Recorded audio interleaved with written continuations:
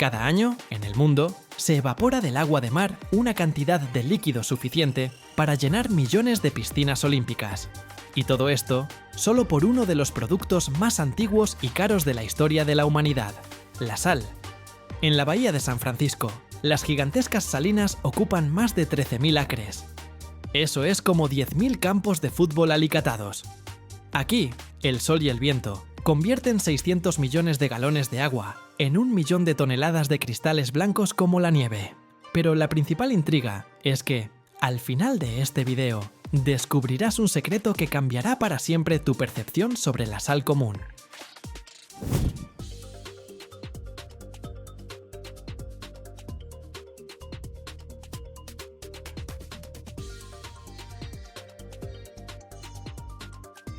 Puede que pienses que la sal es solo una especia barata, pero no. El mercado de la sal gourmet, donde la sal marina es la reina indiscutible, en los Estados Unidos es un negocio de cientos de millones de dólares y está creciendo a pasos agigantados. La gente está dispuesta a pagar más por este trozo de sol y mar en su plato, y ahora entenderás por qué. Las salinas de la bahía de San Francisco son unas de las más grandes del país. Su superficie total supera los 13.000 acres. Es como alicatar más de 10.000 campos de fútbol americano. Es toda una ciudad construida con estanques poco profundos que brillan con todos los colores del arco iris, del azul al rosa, dependiendo de la concentración de sal y los microorganismos. Y esta gigantesca fábrica produce anualmente más de 1 millón de toneladas de sal. Es el peso de aproximadamente 250.000 camionetas Ford F-150 de tamaño completo, cada año.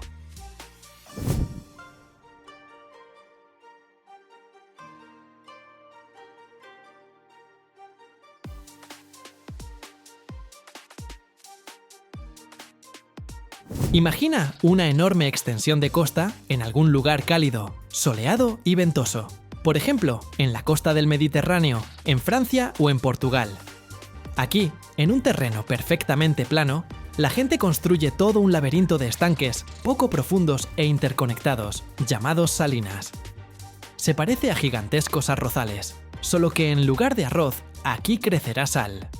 Y así, durante la marea alta, se abren las compuertas, y el agua de mar, limpia y llena de vida, fluye con fuerza hacia el primer y más grande estanque. Este es nuestro jardín de infancia para los futuros cristales. Las compuertas se cierran y para el agua comienza un largo y perezoso viaje. Para obtener una sola libra de esta crujiente sal marina, el sol y el viento deben evaporar casi 3,5 galones de agua de mar. Es decir, por cada 100 libras de agua, solo hay unas 3,5 libras de sal.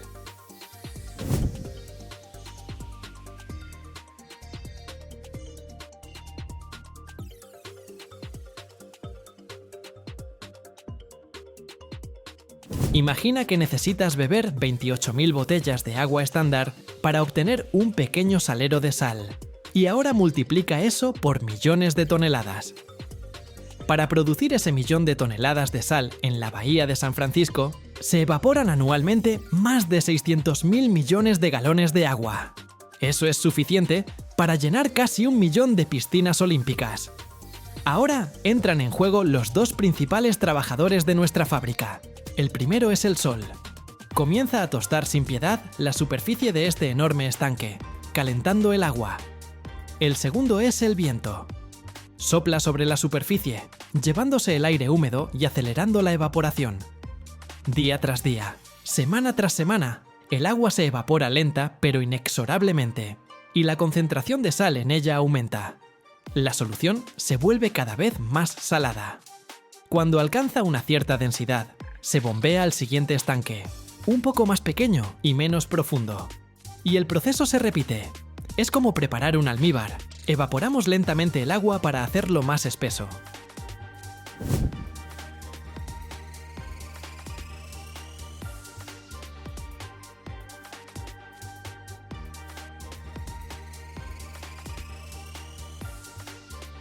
Mientras el agua viaja por este laberinto, de ella van precipitando gradualmente diferentes minerales. Primero, en los primeros estanques, se depositan en el fondo el yeso y otras impurezas no deseadas. Es un proceso de purificación natural. El agua se vuelve cada vez más limpia y más salada. Y así, después de varios meses, esta solución súper concentrada, llamada salmuera, llega a los estanques finales y menos profundos. Los cristalizadores. Esta es la sala de partos de nuestra fábrica de sal. Aquí, la profundidad del agua es de solo unos centímetros y la concentración de sal es tan alta que ya no puede permanecer disuelta. Y aquí comienza el verdadero milagro. Bajo el sol abrasador, en la superficie del agua comienzan a formarse pequeños cristales de sal, parecidos a copos de nieve. Este es el producto más delicado, puro y caro, las llamadas flores de sal o fleur de sel.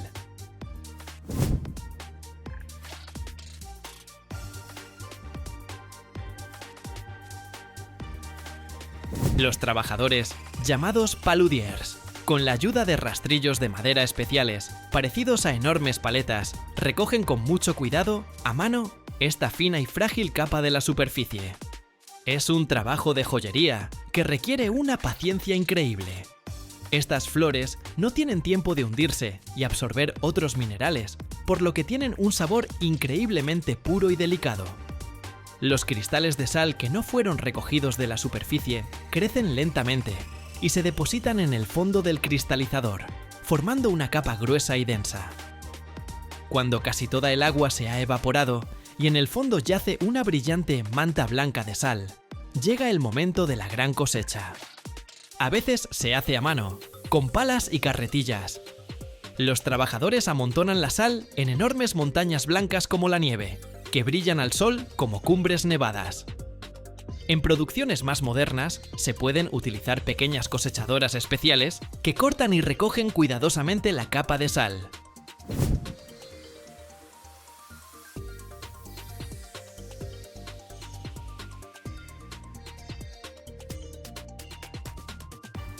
Pero esto aún no es el final.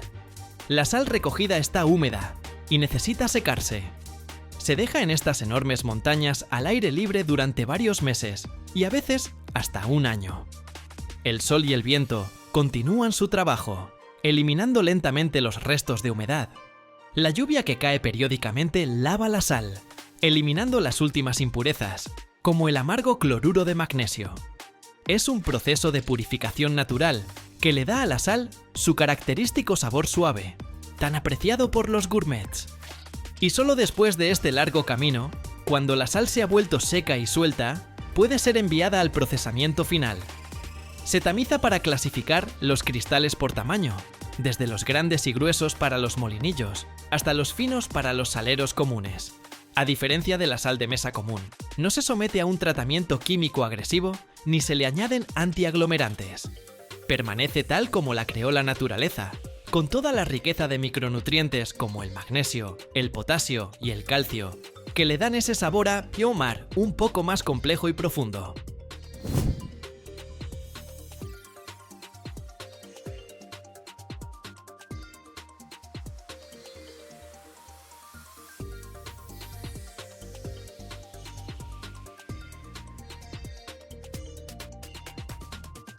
¿Por qué la gente paga más por este producto secado al sol? El secreto está en la química. La sal de mesa común, que se extrae de las minas, es casi 100% cloruro de sodio puro. Pasa por un tratamiento agresivo donde se le elimina absolutamente todo lo superfluo. Es como un soldado perfectamente pulido, pero un poco solitario. En cambio, la sal marina, después de la evaporación del agua, alrededor del 80% de su composición, es ese mismo cloruro de sodio. Pero el 10 o 15% restante es un verdadero cóctel de más de 60 micronutrientes que quedaron del océano: magnesio, potasio, calcio y muchos otros. Es precisamente esta cola mineral la que le da a la sal marina su sabor más complejo y suave, y su textura característica. Así que estas cifras son la prueba de que la tecnología más antigua de la Tierra, que utiliza solo el sol y el mar, puede ser no solo hermosa, sino también increíblemente a gran escala, convirtiendo miles de millones de galones de agua en millones de libras de sabor puro.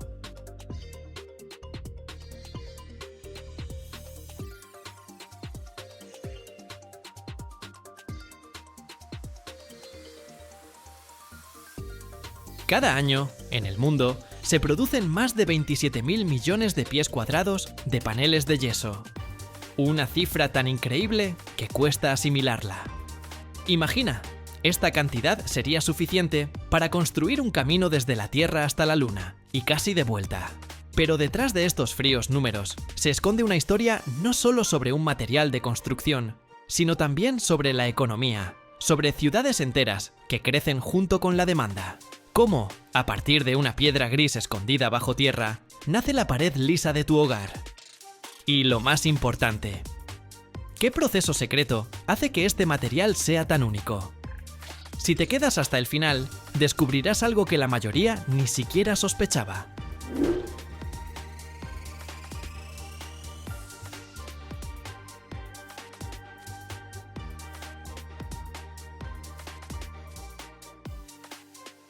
Las cifras que respaldan la producción de paneles de yeso en los Estados Unidos no son solo grandes, son astronómicas y cuentan la historia de cómo el país construye, renueva y respira.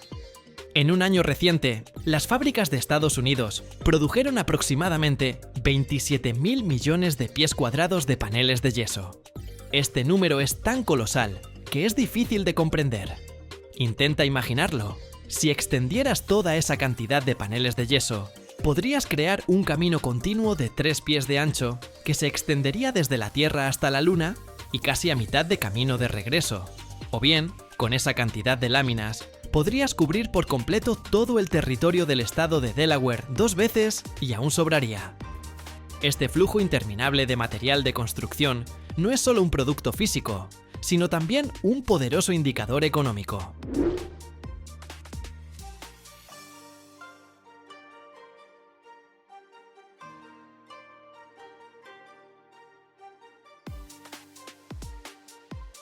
El mercado de estos paneles en Estados Unidos está valorado en decenas de miles de millones de dólares, reflejando no solo el costo del material en sí, sino también miles de empleos en minas y fábricas, en logística y construcción. Todo comienza no en el taller, sino mucho antes, en la cantera, donde se extrae el yeso. Es un mineral natural, una piedra que se formó hace millones de años a partir de mares antiguos.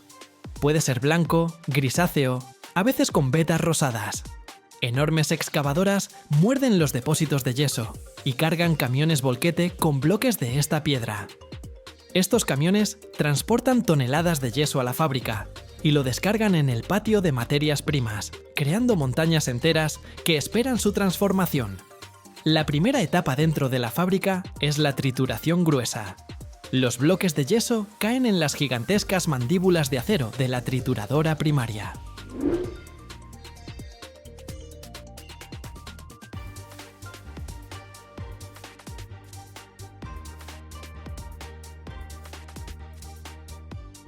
Con un estruendo y un chirrido ensordecedores, la máquina rompe las grandes piedras en trozos más pequeños, del tamaño de un puño. Esto es solo el principio. Luego, este yeso triturado se transporta por una cinta transportadora a molinos secundarios. Aquí, decenas de martillos de acero, que giran a una velocidad vertiginosa, rompen estos trozos en fracciones aún más pequeñas, convirtiéndolos en algo parecido a grava gruesa. Pero incluso esto no es suficiente. La etapa final de la trituración convierte el yeso en un polvo fino como el talco. Se vuelve tan fino que recuerda a la harina o al polvo. Este polvo es la materia prima principal, pero todavía esconde un secreto que necesita ser revelado. El siguiente paso es uno de los más importantes e interesantes. Es un proceso llamado calcinación, y en esencia es un secado controlado del yeso. El asunto es que en la estructura cristalina del yeso natural hay moléculas de agua atrapadas.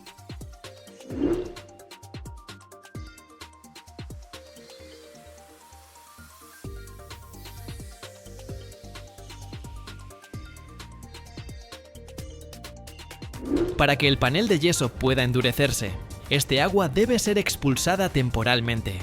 Para ello, el polvo blanco se introduce en un enorme horno giratorio. Se parece a un tambor gigante, inclinado en un pequeño ángulo.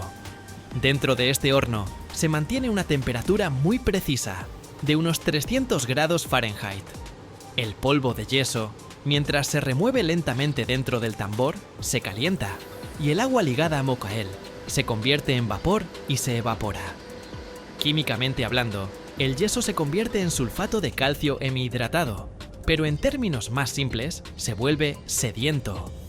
Ahora este polvo, que ya se llama yeso de construcción o estuco, tiene una propiedad única. Si se le vuelve a añadir agua, la absorberá con avidez y se convertirá de nuevo en una piedra de yeso sólida. Es precisamente esta propiedad la que subyace a toda la producción. El polvo caliente obtenido se enfría y se almacena en silos gigantescos, parecidos a torres, desde donde se alimentará la línea de producción principal.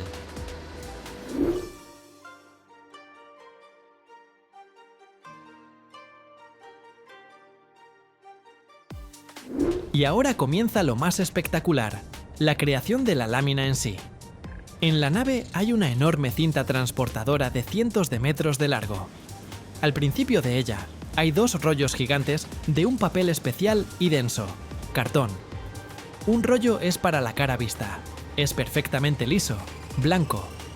El otro es para la parte trasera, puede ser un poco más oscuro, grisáceo. La cinta del rollo inferior, el de la cara vista, se desenrolla y se coloca sobre la cinta transportadora, formando una pista interminable. Paralelamente, en un mezclador gigante, parecido a un robot de cocina industrial, se prepara el núcleo. En él se introduce continuamente nuestro polvo de yeso sediento, agua y todo un cóctel de diversos aditivos.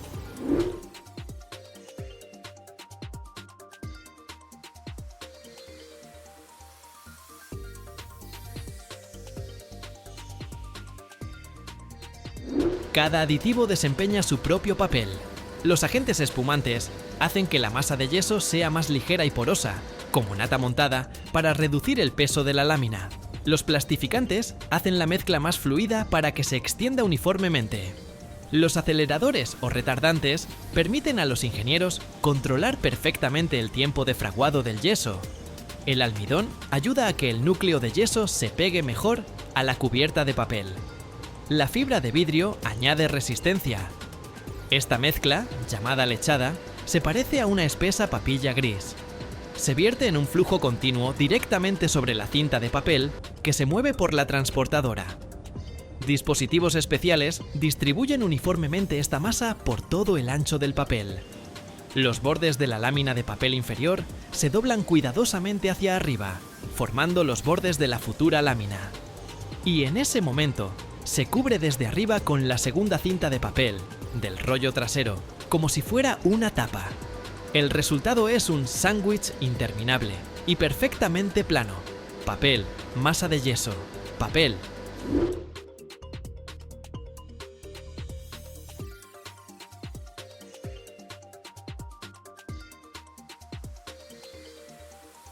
Este sándwich pasa inmediatamente entre dos rodillos o bajo una placa de formado, que lo comprimen hasta un grosor exactamente especificado, por ejemplo, media pulgada. La lámina de panel de yeso recién formada, todavía blanda y húmeda, continúa su viaje en una cinta transportadora muy larga, llamada línea de fraguado. Su longitud puede alcanzar varios cientos de metros. Mientras la lámina se mueve lentamente, en su interior ocurre un verdadero milagro. El polvo de yeso reacciona con el agua. Tiene lugar la misma reacción de rehidratación. El yeso se convierte de nuevo en piedra sólida, liberando calor en el proceso. Si tocas la lámina en esta etapa, estará caliente. En pocos minutos, la masa blanda se vuelve lo suficientemente dura como para mantener su forma. Al final de esta larga línea hay una cuchilla volante.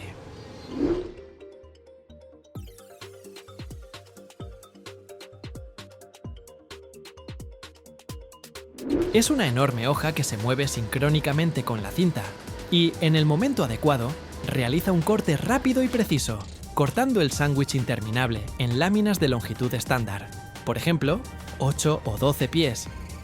Esto sucede tan rápido que la cinta transportadora no se detiene ni un segundo. Las láminas cortadas ahora son duras, pero todavía muy húmedas. Contienen un exceso de agua que no participó en la reacción química. Hay que eliminarla. Por eso, un dispositivo especial voltea las láminas y las introduce en la estructura más grande de la fábrica, una cámara de secado de varios pisos. Es un laberinto gigante que consta de varios niveles, cada uno de los cuales es una cinta transportadora. Las láminas de panel de yeso se mueven lentamente por estos niveles hacia adelante y hacia atrás, recorriendo un camino de varios cientos de metros dentro de este enorme horno.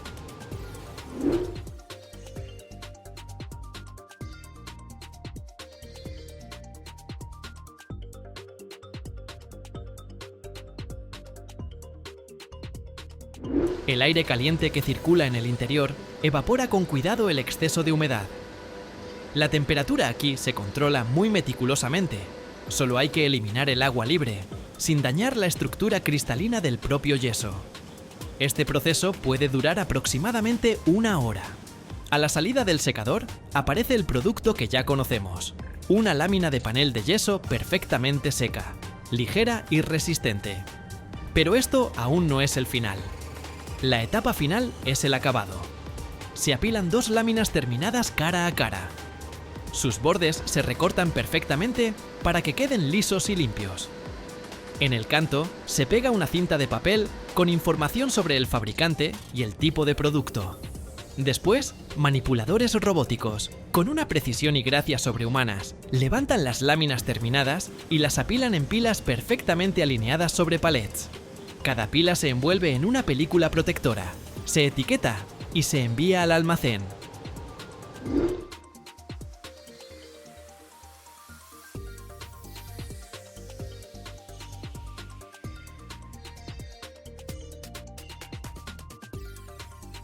Desde allí, viajará a las obras de construcción para formar parte del hogar de alguien, transformándose de una simple piedra gris extraída de la tierra en una pared lisa y acogedora.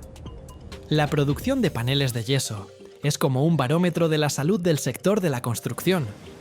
Cuando la economía está en auge, la gente construye activamente nuevas casas y renueva las viejas, y la demanda de paneles de yeso se dispara. Las fábricas que producen este producto funcionan a pleno rendimiento, y el flujo de camiones que distribuyen las láminas terminadas por todo el país se vuelve interminable. El corazón de esta producción late al unísono con el ritmo del mercado inmobiliario. Geográficamente, esta industria también tiene sus centros. Aunque las fábricas de paneles de yeso están ubicadas en todo el país para estar más cerca de los grandes mercados de la construcción, la extracción de la materia prima principal, el yeso, se concentra en ciertos estados. Los líderes aquí son estados como Texas, Oklahoma, Kansas, Nevada y Iowa.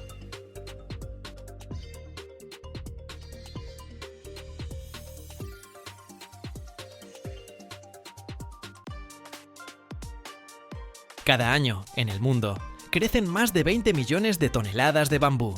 Y no es solo una planta, sino un verdadero material de construcción del futuro.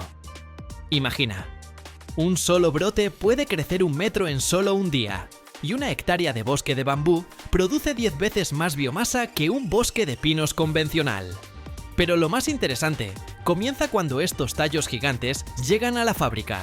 Allí recorren un camino desde ser una simple hierba hasta convertirse en tableros, tan resistentes como el acero, y al mismo tiempo ecológicos. Y hay un secreto que descubrirás solo al final de este video. Un hecho que cambiará tu percepción sobre el bambú para siempre.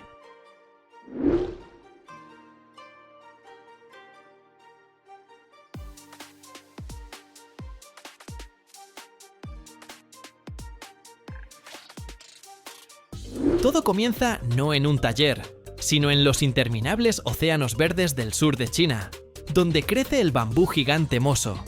Imagina, un brote joven puede crecer 1 metro en un solo día. Literalmente puedes verlo crecer. En pocos meses, alcanza su altura máxima de 30 metros, y en solo 4 o 5 años, está listo para la cosecha. Cuando los trabajadores llegan al bosque, no utilizan maquinaria pesada. Con sierras comunes, cortan los tallos maduros, dejando intacto el sistema de raíces, que inmediatamente produce nuevos brotes. Es como cortar un césped gigante, un recurso infinito y autorrenovable. Los tallos huecos cortados se limpian de ramas y se transportan a la fábrica, donde les espera su primera gran transformación.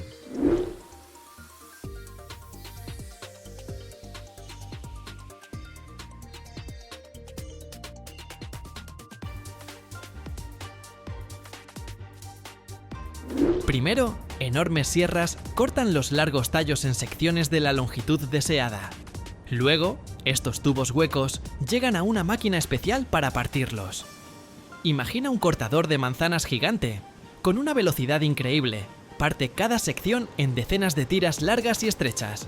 Pero estas tiras todavía tienen una forma redondeada, una piel exterior verde y nudos internos. Por eso, se envían a la siguiente máquina, que les da una verdadera manicura. Corta todo lo sobrante, convirtiendo cada tira en un listón perfectamente rectangular. Ahora tenemos miles de estos listones, pero todavía están crudos. Les espera un spa industrial. Se sumergen en enormes cubas de agua hirviendo o se tratan con vapor caliente.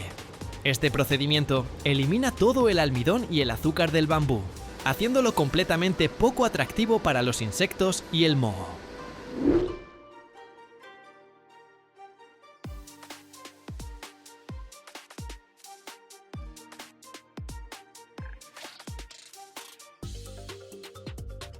Es en esta etapa donde el bambú puede adquirir su color.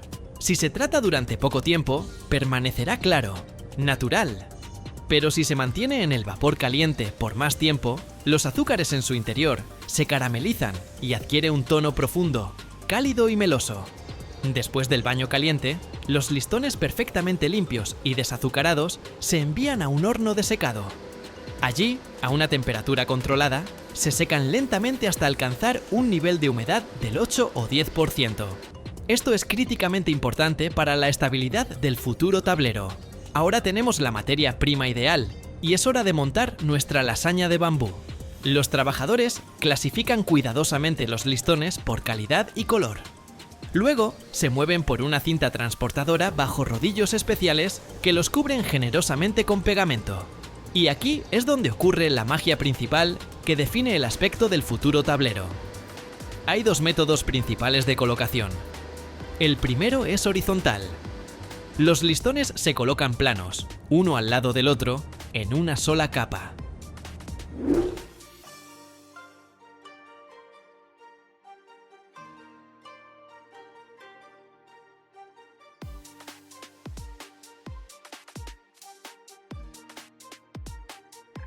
Como resultado, se obtiene un tablero en el que se ven claramente las características articulaciones del bambú, lo que crea un patrón clásico y reconocible. El segundo método es vertical. Los listones se giran 90 grados y se colocan de canto, presionándolos firmemente uno contra el otro. El resultado es un tablero con un patrón más fino, lineal y elegante, donde los nudos de bambú son casi imperceptibles. El pastel, formado y pegajoso de listones de bambú, está listo para la prueba final. Se envía a una prensa caliente. Es un verdadero titán industrial. Con una fuerza de cientos de toneladas y a una temperatura de 150 grados Celsius, comprime esta masa. El pegamento, bajo la acción del calor y la presión, se polimeriza, pegando firmemente miles de listones individuales en un único bloque monolítico, increíblemente denso y resistente. De la prensa sale un tablero enorme, caliente, pero ya completamente sólido.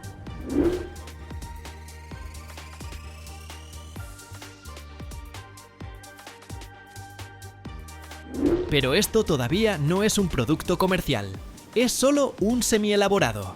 Primero, este enorme tablero se deja reposar durante varios días para estabilizar las tensiones internas. Luego se envía al corte. Sierras gigantes lo cortan en láminas de tamaños estándar. Y finalmente, llega el momento de los procedimientos cosméticos. Cada lámina pasa por una máquina de lijado de varias etapas. Una serie de bandas abrasivas, desde las más gruesas hasta las más finas, convierten su superficie rugosa en una perfectamente lisa y sedosa al tacto. La etapa final es el control de calidad. Un inspector examina cuidadosamente cada lámina, comprobando la presencia de defectos, la precisión de la geometría y la calidad del lijado. Los tableros terminados, perfectamente lisos, de contrachapado de bambú se marcan, se empaquetan y se envían a los almacenes.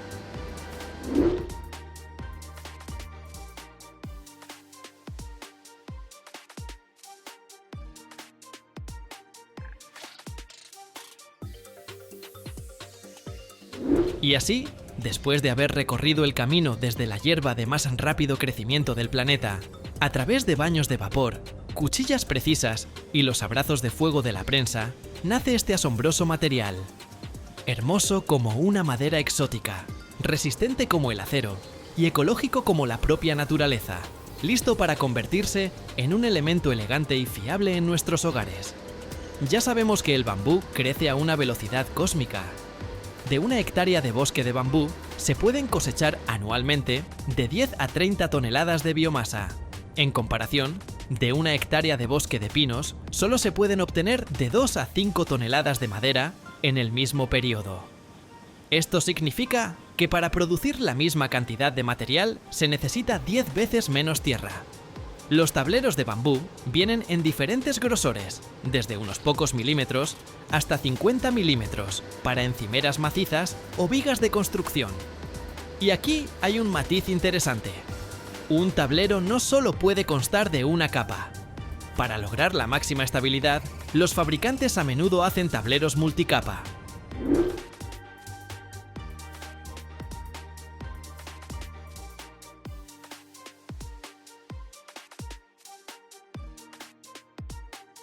Por ejemplo, un tablero de 3 capas puede tener 2 capas exteriores, con listones orientados verticalmente, y una capa interior con listones orientados horizontalmente. Esta estructura cruzada, como en el contrachapado, hace que el tablero sea increíblemente resistente a la deformación y al alabeo. El bambú es un campeón en la absorción de dióxido de carbono. Una hectárea de bosque de bambú puede absorber 62 toneladas de dióxido de carbono al año, lo que es un 35% más que una superficie similar de bosque convencional. Esto lo convierte no solo en un material carbono neutral, sino carbono negativo. Es decir, durante su vida, absorbe más carbono del que se emite durante su procesamiento y transporte.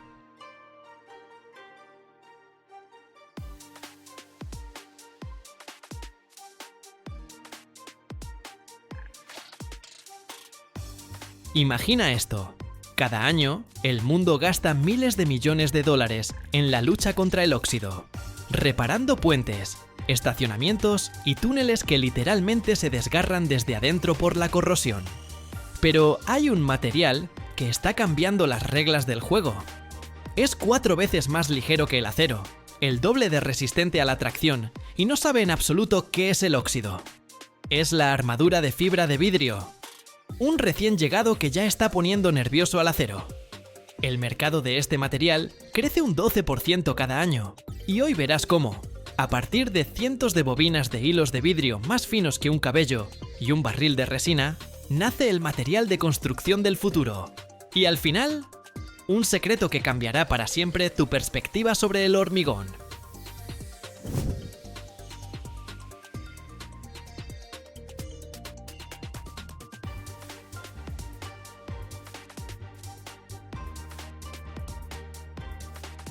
Todo comienza en un extremo de una enorme nave industrial, donde se alza una estructura parecida a una biblioteca gigante para hilos. Se llama fileta. En la pared, de varios yardas de altura, están instaladas en filas ordenadas cientos, y a veces miles, de enormes bobinas.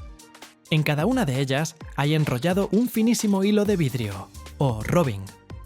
No es el vidrio del que están hechas las ventanas. Es una fibra de vidrio especial que se produce fundiendo vidrio y estirándolo a través de orificios microscópicos. El resultado son hilos más finos que un cabello humano, pero con una increíble resistencia a la tracción. Ellos serán nuestro esqueleto, nuestro ejército interno, que le dará a la varilla su increíble resistencia. De cada una de estas cientos de bobinas se extiende su propio hilo, y todos ellos se juntan en un grueso y esponjoso haz. Es como si miles de arroyos se unieran en un gran río. Este haz seco y blanco es el alma de la futura armadura.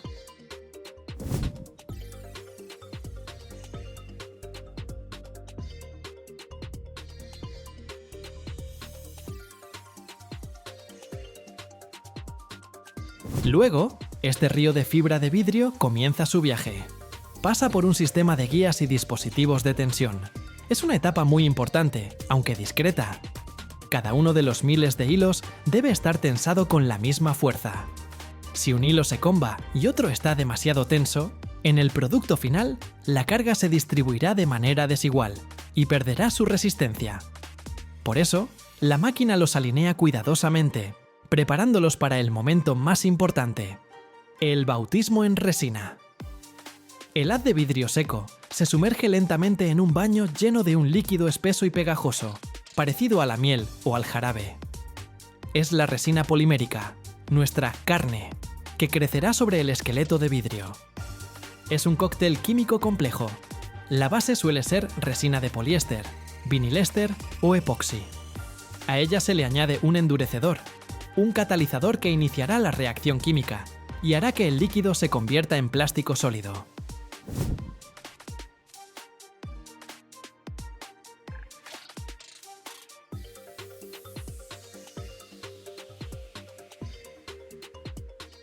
También se pueden añadir aquí diversos aditivos: pigmentos para dar color, inhibidores ultravioleta para que la armadura no tema a la luz solar y retardantes de llama para la resistencia al fuego. La tarea de este baño es impregnar cada fibra, incluso la más diminuta. El haz debe sumergirse completamente en esta resina para que no quede ninguna zona seca. El haz, impregnado y pesado por la resina pegajosa, sale del baño y se dirige a su punto de nacimiento, la hilera de conformado. Este es el corazón de todo el proceso. Imagina una gruesa placa de acero con un orificio perfectamente redondo y pulido, cuyo diámetro corresponde exactamente al de la futura varilla. La hilera se calienta a una temperatura determinada. Cuando el haz húmedo es arrastrado a través de este orificio, suceden varias cosas a la vez. Primero, la hilera, como una prensa, exprime todo el exceso de resina, dejando solo la cantidad necesaria.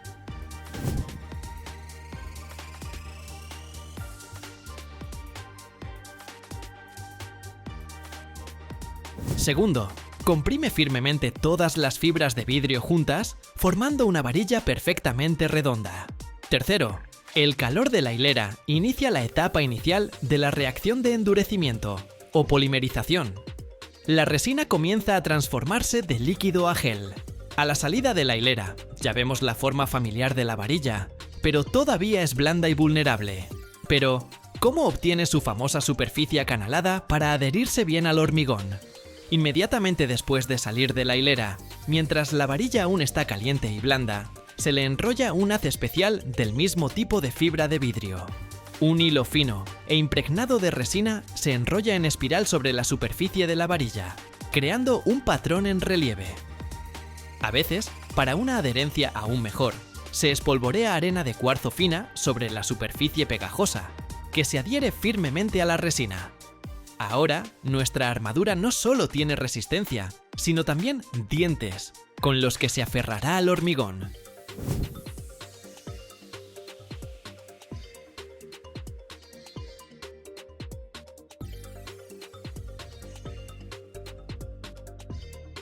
La varilla formada y envuelta entra en la parte más larga de la máquina, el túnel de curado o el horno de polimerización. Es una larga cámara que puede extenderse por decenas de pies, en cuyo interior se mantiene una alta temperatura, generalmente de 400 grados Fahrenheit. Aquí ocurre la transformación final. No es un simple secado. Bajo la acción del calor, las moléculas de la resina comienzan a unirse activamente entre sí, formando una red tridimensional resistente y rígida. El jarabe líquido y pegajoso se convierte en un material compuesto extremadamente resistente y duro, que une firmemente millones de fibras de vidrio en un único monolito. Es como hornear un pastel.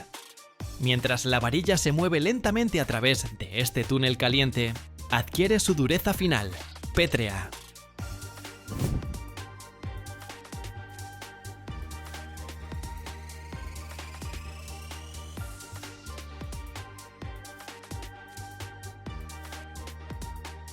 Pero, ¿qué la arrastra a través de todo este largo camino, desde las bobinas hasta el horno? Al final de la línea hay un dispositivo de tracción especial que da nombre a todo el proceso. Generalmente son dos mecanismos de oruga, parecidos a las orugas de un tanque, situados uno encima del otro. Sujetan suavemente pero con mucha firmeza la varilla ya terminada y dura con sus almohadillas de goma, y a una velocidad constante y precisamente calibrada, la tiran hacia sí. Son ellos los que crean la fuerza que arrastra la fibra de vidrio a través del baño de resina, a través de la hilera de conformado y a través del horno. La velocidad de este movimiento es uno de los parámetros más importantes que controla la calidad del producto final. Y así, del otro extremo de esta larga cinta transportadora, aparece una varilla de fibra de vidrio interminable, perfectamente lisa, dura y caliente.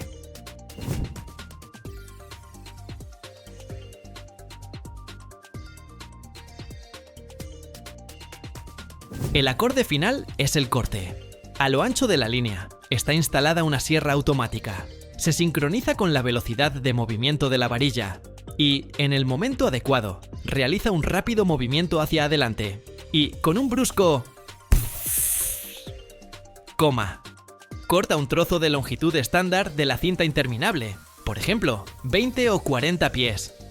Luego, vuelve a su posición inicial, esperando a que llegue la siguiente sección. Las varillas terminadas y aún calientes ruedan hacia una mesa de enfriamiento y luego se agrupan en paquetes, se atan y se envían al almacén. Y así, ante nuestros ojos, miles de frágiles hilos de vidrio y un barril de líquido pegajoso, después de haber pasado por baños, prensas y hornos, se han transformado en un material de construcción del futuro, ligero pero increíblemente resistente, listo para desafiar al óxido y al tiempo en las junglas de hormigón. El mercado de la armadura de fibra de vidrio aún no es un gigante como el del acero, pero es el novato más genial y audaz de la fiesta, que está ganando popularidad rápidamente.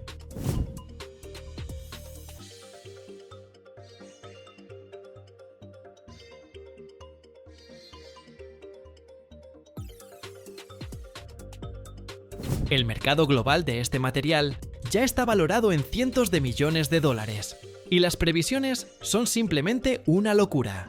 Se espera que crezca entre un 10 y un 12% cada año. Esto significa que cada vez más ingenieros y arquitectos miran el acero oxidado y dicen: amigo, podemos hacerlo mejor. Y ahora, las principales ventajas que hacen que la armadura de acero fume nerviosamente en un rincón.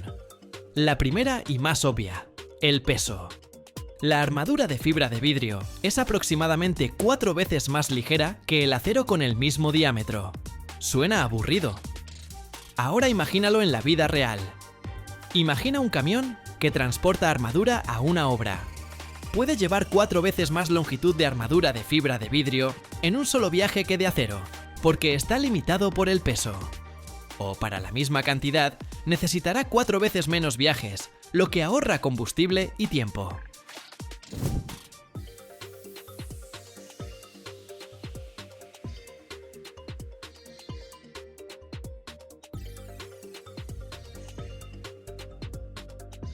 En la propia obra, 2 trabajadores pueden llevar tranquilamente bobinas o paquetes enteros de varillas de fibra de vidrio, mientras que para mover el acero se necesita una grúa. Es un ahorro colosal en logística y mano de obra. Segundo, la resistencia. Y aquí, la fibra de vidrio simplemente sube al ring y noquea al acero en el primer asalto. Su resistencia a la tracción es aproximadamente el doble que la de la armadura de acero estándar. Para que te hagas una idea, para romper una varilla de fibra de vidrio, se necesita el doble de esfuerzo que para una de acero del mismo diámetro. Esto significa que, en algunas construcciones, se puede utilizar una armadura de menor diámetro, ahorrando aún más peso y volumen. Es como comparar una cuerda normal con una cuerda de alpinismo. Con menos grosor, soporta cargas mucho mayores.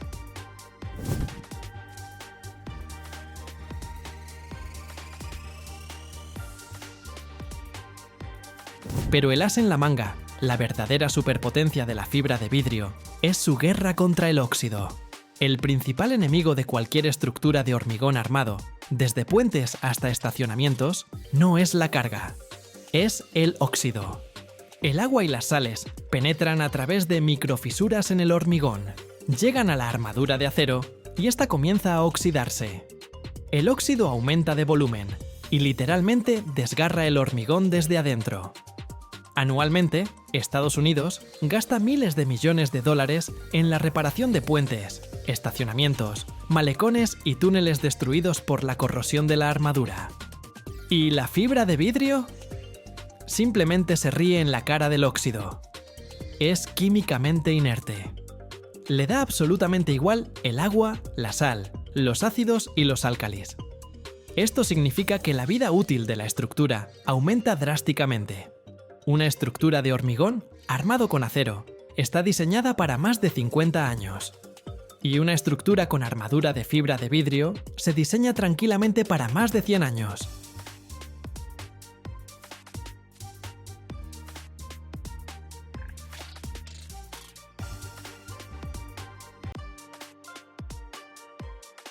Hoy nos embarcaremos en un viaje al corazón mismo de un leviatán industrial, a un lugar donde nace el sistema circulatorio de nuestro mundo moderno. Hablaremos de la producción de tubos de cobre. Suena simple, ¿verdad? Pero no estoy hablando de una pequeña fábrica. Estoy hablando de un mecanismo gigantesco, rugiente y ardiente, que cada día, 24 horas al día, transforma montañas de cobre puro en 13.000 toneladas de tubos perfectos. Esto no es solo un proceso de producción, es el espectáculo metalúrgico más grandioso y rápido del planeta. Es una historia sobre cómo, a partir de un metal duro como la piedra, en cuestión de minutos, se estira un hilo de varias millas de largo, tan fino y flexible como un espagueti. Es un verdadero dios industrial que crea incesantemente las venas para nuestras casas, hospitales y coches.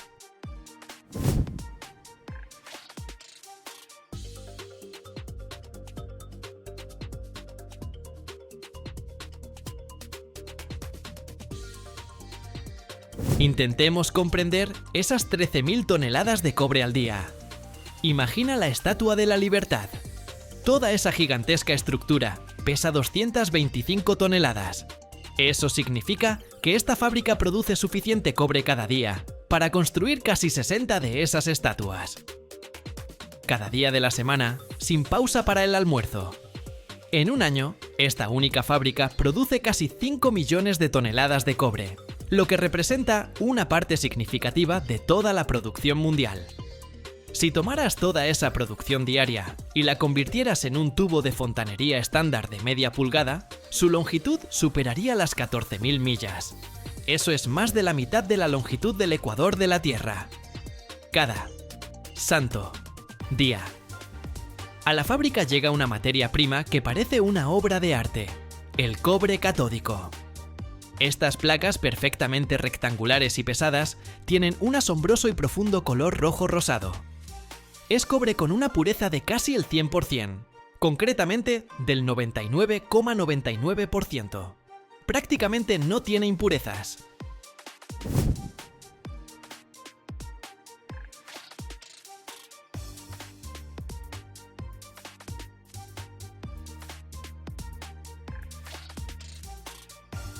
Esta pureza no es un simple capricho, es la garantía de la calidad, ya que cualquier partícula extraña podría causar una grieta en el futuro tubo. Estas pesadas placas, cada una con un peso de varios cientos de libras, se cargan en un horno con la ayuda de grúas gigantes. Es un horno vertical colosal que se adentra profundamente en la tierra, un verdadero sol de bolsillo. En su interior, la temperatura alcanza los 2000 grados Fahrenheit. El cobre, al entrar en este infierno, se derrite instantáneamente, convirtiéndose en un río líquido, deslumbrante y brillante. No es solo metal fundido, es un océano hirviente de fuego líquido que fluye continuamente desde el horno. Y aquí es donde comienza lo que hace que este proceso sea el más impresionante del mundo: la continuidad. En la producción convencional, el metal fundido se vierte en moldes para obtener lingotes, que luego se enfrían, se vuelven a calentar y se laminan. Es lento e ineficiente.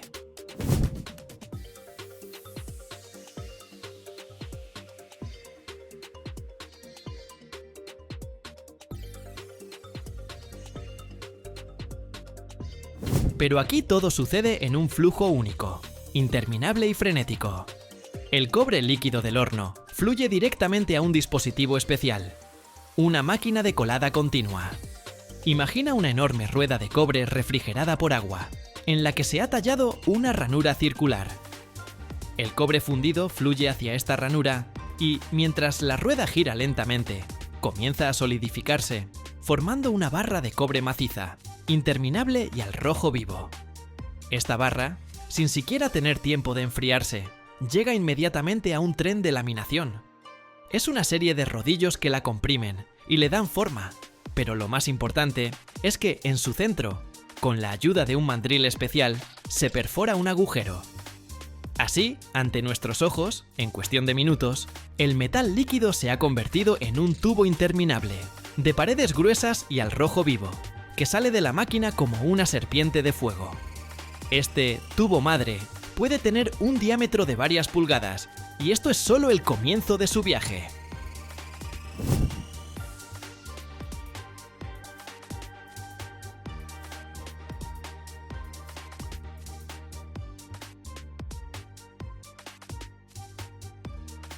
Ahora, nuestra serpiente gruesa y caliente necesita adelgazar.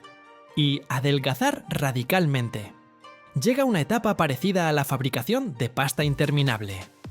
El tubo madre, enfriado, se alimenta a un banco de trefilado. Imagina una serie de placas de acero increíblemente resistentes, con orificios que se van estrechando gradualmente.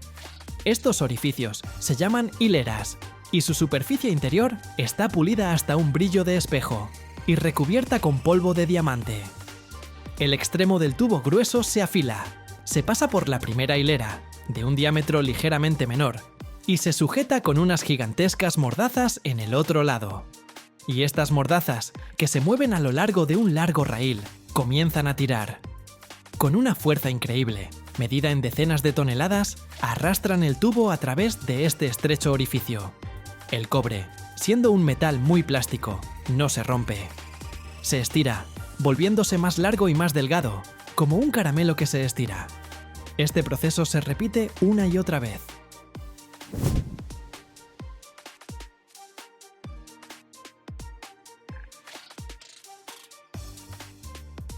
El tubo pasa por la siguiente hilera, aún más pequeña, y se vuelve aún más largo y más delgado. Después de cada uno de estos estiramientos, la longitud del tubo puede duplicarse. Lo que era un trozo de 100 pies de tubo grueso se convierte en miles de pies de tubo fino. Pero este proceso tiene un efecto secundario. Durante el estiramiento, el cobre sufre lo que se conoce como acritud. Se vuelve muy duro y quebradizo. Si continuáramos estirándolo, simplemente se rompería. Por eso, le espera un tratamiento de spa, el recocido. Después de varias pasadas por las hileras, el larguísimo tubo, ya enrollado en una enorme bobina que puede pesar varias toneladas, se envía a un horno de recocido. Pero esta vez, la temperatura aquí es mucho más baja, 1000 grados o más. Este calentamiento controlado alivia las tensiones internas en el metal, haciéndolo de nuevo blando y plástico, listo para más estiramientos. Este ciclo de estiramiento, recocido, estiramiento puede repetirse muchas veces, dependiendo de cuán fino deba ser el tubo final.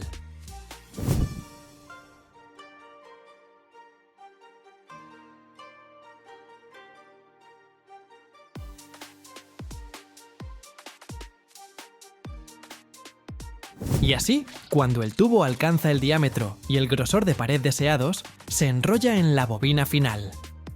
Imagina una bobina gigante y perfectamente uniforme de un hilo de cobre brillante, cuya longitud puede alcanzar varias millas. Ya es casi un producto terminado.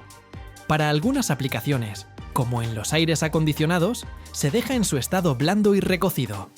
Pero para los sistemas de fontanería, se necesitan tubos duros y rectos. Por eso, estas bobinas se desenrollan y se pasan por una máquina enderezadora, que endereza perfectamente el tubo. Y luego, una sierra volante automática lo corta en tramos estándar, por ejemplo, de 10 o 20 pies. Durante todo este frenético proceso, desde el metal líquido hasta el tubo terminado, hay un control de calidad incesante. Sensores láser miden continuamente el diámetro y el grosor de la pared con una precisión de milésimas de pulgada. Detectores de defectos por corrientes de Foucault especiales escanean el tubo, buscando cualquier microfisura oculta. Cada tramo se somete a una presión varias veces superior a la de trabajo para garantizar su hermeticidad.